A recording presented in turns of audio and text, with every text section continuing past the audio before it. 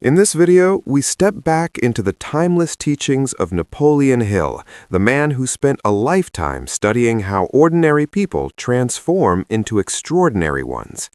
What he discovered wasn't about wealth or status, it was about something far more fundamental, the quiet, unshakable power of a mind that has learned to master itself. The most dangerous voice you'll ever hear is the one that sounds exactly like you, telling you to stay exactly where you are. Let's begin with a simple question. When you wake up in the morning, before your feet touch the floor, what is the first thing that happens inside you? Not the alarm clock, not the light through the curtains. I mean inside in the quiet space behind your eyes, beneath your ribs.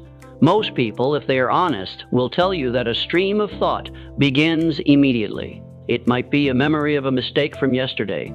It might be a worry about a conversation you have to have later. It might be a dull, heavy feeling that you cannot name.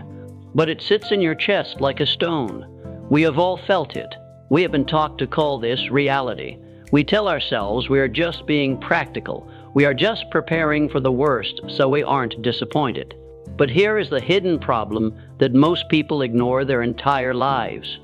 They never stop to ask, who is the one doing the thinking?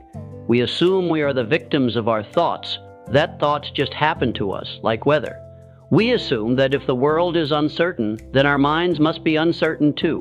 We believe that our attitude is simply a reflection of our circumstances. If things are hard, we feel hard. If things are chaotic, we feel chaotic. We think this is logical. We think this is just the way life works. But it is the greatest illusion you will ever face, because you have been walking through life carrying a burden that was never yours to carry. You have been treating your mind as a passenger when, in truth, you were always meant to be the driver. Napoleon Hill spent a lifetime studying the minds of the most successful and fulfilled individuals of his era. And what he discovered was not a secret formula for getting rich quickly. What he discovered was something far more subtle and far more profound. He discovered that the human mind is not a mirror. It does not merely reflect the world outside of it. The human mind is a factory. It is a manufacturing plant that takes raw materials, events, words, memories, conversations, and turns them into something tangible. It turns them into a state of being, into emotions, into actions, into a life. Most people, however, run their factory on autopilot. They leave the doors wide open. Any stray thought, any piece of bad news, any fear that floats by can march right in and set up shop. And because they do not realize they are the manager of the factory, they believe they are powerless to change the production line. They wake up feeling heavy, and they assume the world made them heavy. They wake up feeling afraid, and they assume the world gave them that fear. This is the hidden problem. It is not that life is difficult. Life is, by its nature, a series of challenges and opportunities woven together. The problem is that we have surrendered our authority over the one thing we were always meant to control, the state of our own mind. And once that surrender happens, we spend our days reacting, surviving, and wondering why peace always seems to belong to someone else. We have been conditioned to believe that a positive mental attitude is something you wear when things are going well. It is a luxury for people who have easy lives. But this is a misunderstanding. A positive mental attitude is not a reaction to the world. It is a decision you make before the world arrives. It is the foundation you build your life upon, not the wallpaper you put up after the house is finished. And until you recognize that you have the power and the responsibility to choose what enters your mental factory, you will always feel like a leaf being blown by the wind. You will search for peace in external things. A new job, a new relationship, a new city, and you will always find that the same thief followed you there, because the thief was never outside of you to begin with. Listen carefully to this part. You are not your thoughts. You are the one who observes your thoughts, and the one who observes is the one who can choose. Now, if the hidden problem is that we have surrendered control of our mental factory, the mental trap is what happens next. It is the mechanism that keeps us stuck. It is the invisible cage that makes average feel safe and extraordinary feel impossible. Once we accept the belief that we are victims of our own thought, we begin to build a fortress around that belief. We look for evidence to prove that we are right. This is human nature. The mind loves consistency, even if that consistency is painful. It would rather be right about being miserable than be wrong and have to change. So, if you believe the world is a dangerous place, your mind will begin to scan for danger. It will ignore the moments of safety and highlight the moments of threat. If you believe you are not good enough, your mind will collect every criticism, every small failure, and archive them as proof. It will filter out every compliment, every moment of success, because those do not fit the story. This is what Napoleon Hill referred to as the negative mental attitude. But it is more than just being pessimistic.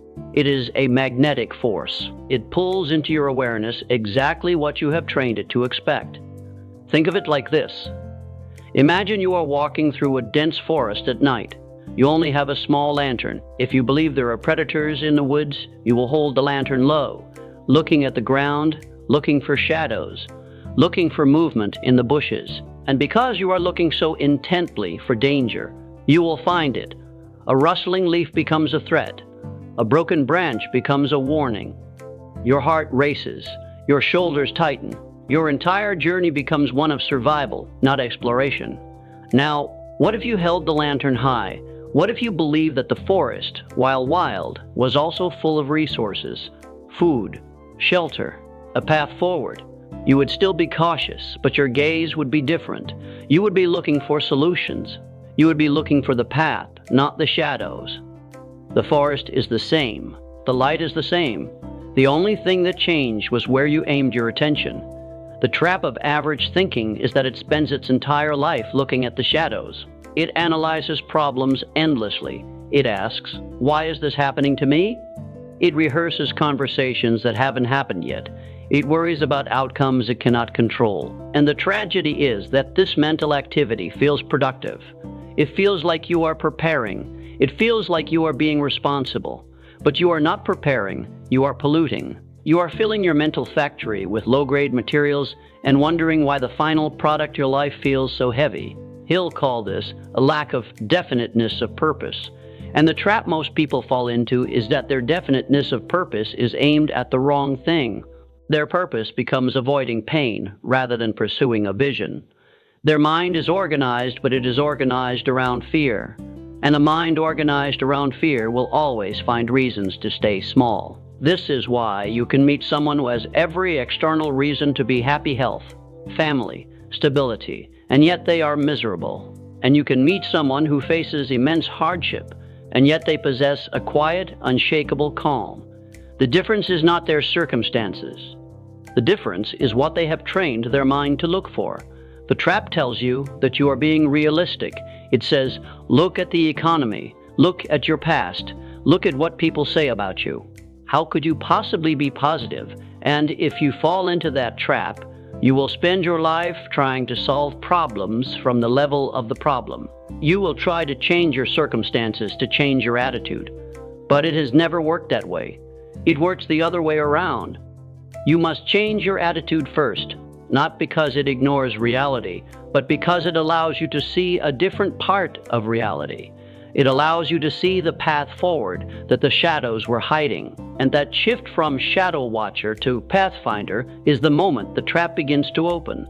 So, we have looked at the hidden problem, the surrender of the mental factory, and we have looked at the trap, the magnetic pole of negative thinking that feels like realism. Now we arrive at the pivot point, the principle that, if you truly absorb it, will change everything. Napoleon Hill spent more than 20 years studying over 500 of the most accomplished individuals of his time. He was not searching for a formula to manipulate people or a system to exploit markets. He was searching for the common thread that ran through all genuine success and fulfillment. And what he found was not a technique, it was a state of being. He distilled it into 4 words: positive mental attitude. But here is where most people misunderstand. They hear positive mental attitude and they imagine someone smiling through a disaster, pretending everything is fine. That is not what Hill meant. A positive mental attitude is not the absence of difficulty. It is the presence of a governing purpose so clear and so compelling that difficulties become simply part of the journey. Hill paired this attitude with something he considered its equal partner, definiteness of purpose. Together, they form the engine of personal transformation. But the principle that connects them, the force that makes them work, is something he called the mastermind. And this is where we need to slow down, because the word mind often confuses us. We think it means a group of people, and it can, but more deeply, it refers to the alignment of your own internal forces, your thoughts, your emotions, your habits, your beliefs working in harmony toward a single objective. The principle that changes everything is this: your mind, when directed with a clear purpose and maintained in a state of positive expectation, becomes a magnet for the resources, people, and circumstances that align with that state. This is not magic. It is not wishful thinking. It is a law of human nature, as reliable as gravity. When you know exactly what you want, and you genuinely believe in your right to pursue it, you begin to notice opportunities that were always there but invisible to your distracted mind. You begin to act in ways that attract cooperation. You become the kind of person others want to support. Let me explain it with an analogy. Imagine you are the captain of a ship. You set sail. You do not know exactly what the weather will be. You do not know every wave you will face, but you know your destination. That is definiteness of purpose. Now, if you are the captain and you spend the entire voyage staring at the storm clouds, worrying about the reefs, and doubting your compass, what happens to the crew? They become anxious. They lose faith. They stop rowing. They look for lifeboats. The ship drifts. But if the captain stands at the helm, calm, eyes fixed on the horizon, communicating clearly, what happens? The crew works together. They see the same storms, but they are not paralyzed by them. They navigate them. The ship moves forward. Your mind is the ship. Your thoughts are the crew. And the I, the consciousness that is listening to these words right now, is the captain. The Napoleon Hill principle that changes everything is the conscious, deliberate choice to be the captain. To stop letting the crew run the ship. To decide before the waves hit what the destination is, and to hold that destination in your mind with such clarity and such emotional conviction that every cell in your body begins to move in that direction. Most people never make this decision. They wake up and let the day happen to them. They react. They survive. But the person who develops an unbreakable positive mental attitude has made a different choice. They have decided that no matter what arrives at their doorstep, they will meet it from a place of internal authority. They will not let the outside world dictate their inside world. This is what Hill meant when he said, "Whatever the mind can conceive and believe, it can achieve." He was not talking about a magic trick. He was talking about alignment. When your mind is aligned, your thoughts, your emotions, your actions, all moving toward a purpose you believe in, you become a force that the universe can work with. Obstacles become lessons. Setbacks become detours, not dead ends. You are no longer fighting against yourself. You are moving with yourself. And that internal harmony is the foundation of an unbreakable attitude. We have talked about the principle, but you might be sitting there quietly thinking, "That sounds nice, but how? How do I actually do this when my mind feels like a hurricane? When the negative thoughts come so fast I can barely breathe, let alone choose a different attitude?" Let us look at how great achievers, not just in wealth, but in peace, in resilience, in quiet dignity, how they think differently. Because they do not have a different set of emotions than you. They feel fear. They feel doubt. They feel frustration. They feel the same heaviness in the chest, the same tightening in the throat. The difference is not what they feel. The difference is what they do with what they feel. The average mind, when it feels fear, builds a story around the fear. It says, "I am afraid, therefore something bad is going to happen. I am afraid, therefore I must stop. I am afraid, therefore this path is wrong." It allows the emotion to become the final verdict. The mind of a great achiever, the mind that has cultivated a positive mental attitude, says something different. It says, "I feel fear. This is a signal that I am stepping into something unfamiliar. I will acknowledge the fear, and then I will look for the next step." This is a subtle shift, but it is everything. It is the difference between being ruled by your emotions and using your emotions as information. Think of it like this. Two farmers look at a field. One sees the rocks and says, "This land is no good. I cannot plant here. I should find an easier field." The other sees the same rocks and says, "These rocks will be the foundation for a wall. I will clear the stones, and the soil beneath will be rich because it has been undisturbed." The field was the same. Their vision was different. One saw an obstacle, the other saw raw material. Great achievers have trained themselves to ask a different question. Instead of asking, "What is wrong with this situation?" they ask, "What is the opportunity hidden within the situation?" Instead of asking, "Why is this happening to me?" they ask, "What is this trying to teach me?" This is not denial. It is not pretending the rocks aren't there. It is refusing to let the rocks define the entire field. It is understanding that your attention is the most valuable resource you own, and you get to choose where to invest it. Napoleon Hill observed that one of the key habits of successful individuals was what he called going the extra mile. This is not about working harder until you burn out. It is about giving more value than you are paid for, expecting nothing in return. Why does that habit create an unbreakable attitude? Because it shifts your focus from what you are getting to what you are being. It moves you from a mindset of scarcity, where you are always worried about losing, always calculating what you deserve to, a mindset of abundance, where you are focused on creating, contributing, expanding. When you focus on creating, on giving value, your mind expands. It becomes more resilient. Criticism rolls off you because you are not attached to the outcome. You are attached to the act of giving your best. Rejection stings less because your sense of worth is not tied to a single result. You are no longer begging the world for validation. You are offering something to the world, and that changes everything. This is how great achievers think differently. They do not wait for the right mood to strike. They do not wait for perfect conditions. They act, and their action, repeated, shapes their attitude. They understand that you cannot think your way into a positive attitude.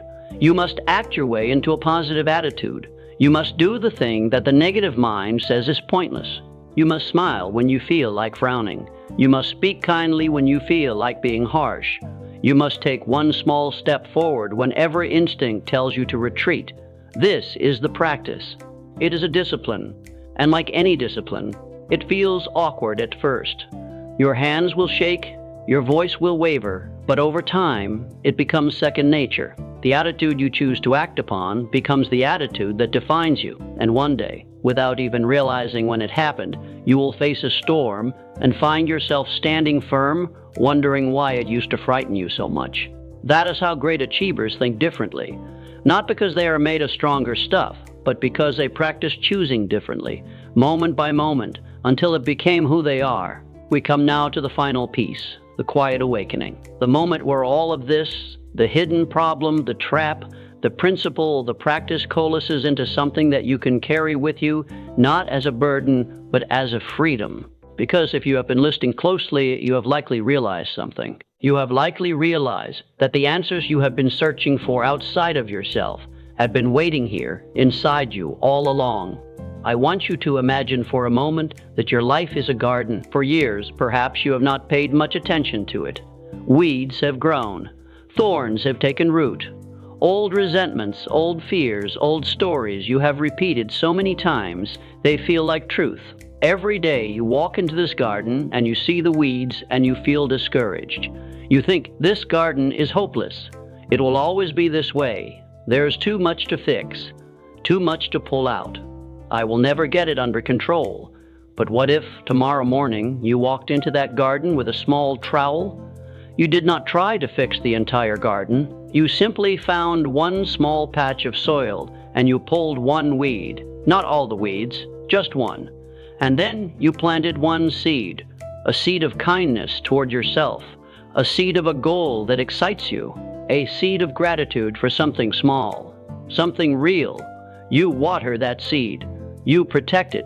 You come back the next day and you pull another weed and you plant another seed. Day by day, the garden does not look like much, but underneath the soil, roots are growing.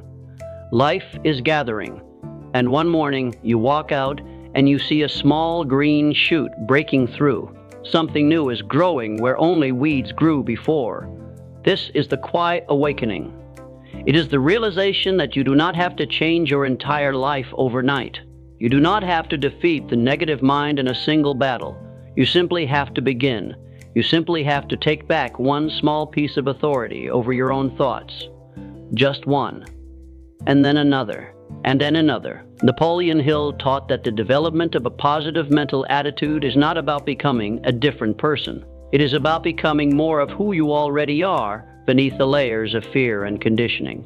It is about remembering that before the world told you who you should be, before the failures and the disappointments, before the voices that said you were not enough, there was a core of you that was unafraid, a core that was curious, a core that believed in possibility. That core has never left you. It has only been buried. The awakening happens when you stop trying to fix yourself and start accepting that you are the one who does the fixing. You are the gardener. You are the captain. You are the manager of the factory. You have always been. You just forgot. And here is the most beautiful part. You do not have to be perfect at this. You do not have to wake up tomorrow and never have a negative thought again. That is not the goal. The goal is to notice the thought, to say, "Ah, there you are, fear. I see you, but I'm going to choose my response anyway." Every time you do that, you strengthen a muscle, the muscle of self-mastery. And over time, the negative thoughts come less frequently. They have less power. They become like clouds passing in the sky, rather than storms that destroy your house. You are listening to this right now, at this moment. Perhaps, for the first time in a long time, your mind is quiet. Perhaps you feel a stillness you had forgotten existed. That stillness is always available to you. It is not something you have to earn. It is not something you have to travel to find. It is something you simply have to turn toward, like a flower turning toward the sun. Tomorrow when you wake up, before you look at your phone, before you replay yesterday's worries, take one breath. In that breath, remind yourself, I am the gardener. I am the captain. I decide what grows here. I decide where this ship sails. That is the beginning of an unbreakable positive mental attitude. It is not loud. It is not aggressive.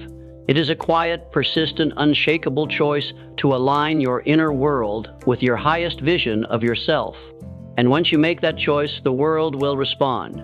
Not because the world changed, but because you did. Rest in that knowledge tonight, and let it be enough. And when you wake tomorrow, remember, the world will offer you storms, but it cannot touch the stillness you have chosen to keep. That stillness is yours. Guard it like the treasure it is.